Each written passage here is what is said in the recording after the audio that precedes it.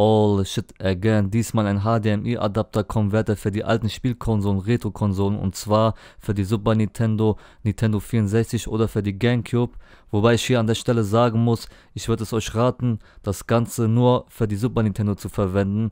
Einfach aus dem Grund, weil als ich das Ganze, also den HDMI-Adapter-Konverter, an der GameCube bzw. an der Nintendo 64 getestet habe, sah das Ganze wirklich zum Weinen aus, weil entweder hat das Bild geflimmert oder die Kontrastverhältnisse waren so grell hell, dass man nichts erkannt hat, so wie die Farben. Die Farben sahen auch schrecklich aus. Ich habe das Ganze versucht irgendwie auszubessern, indem ich die Einstellungen vorgenommen habe am Fernseher, aber es hat leider auch nichts gebracht. Ja, liebe Leute, deswegen verwendet das Ganze nur für die Super Nintendo, weil dort sah es wirklich sehr schön aus, aber dazu kommen wir gleich. So, die Verarbeitung von dem Ganzen, also von dem Konverter-Adapter, sieht okay aus, gibt's bessere Sachen, aber ist nicht so dramatisch, weil das Ganze läuft gut. Jedenfalls das Kabel, wo an dem Adapter fest installiert ist, das Multi-Out-Kabel oder In-Kabel, wird hinten an der Super Nintendo angeschlossen. Zum Schluss das HDMI-Kabel, die haben sogar ein HDMI-Kabel beigelegt. Und zwar wird der eine Anschluss in den Adapter reingesteckt, also HDMI-Out.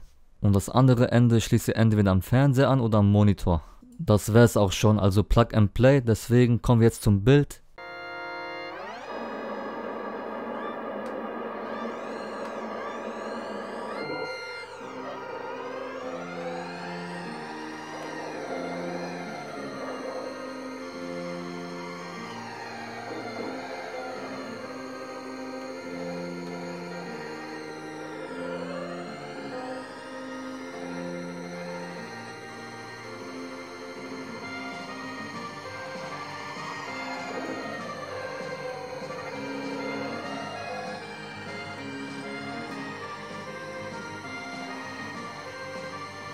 Ja, liebe Leute, wegen der Aufnahme erkennt man das nicht so gut, aber das Bild ist auf jeden Fall viel schärfer.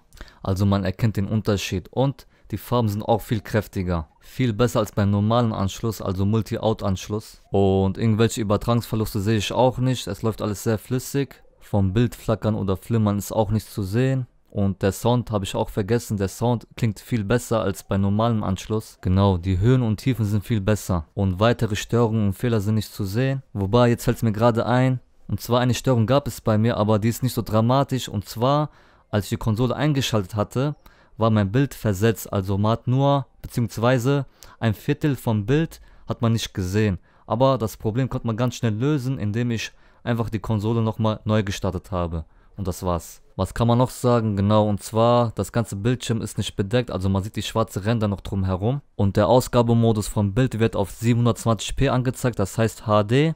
Er unterstützt auch alle Anzeigemodi, also das heißt 240p, 262p, 480i, 576i, 480p und 576p. Deswegen würde ich jetzt sagen... Bling, it's me, Mario. Oh, Sparrow, what's going on? Oh, Mario, how are you? Wow, Sparrow, thanks, but not good. The Princess Peach is up, look.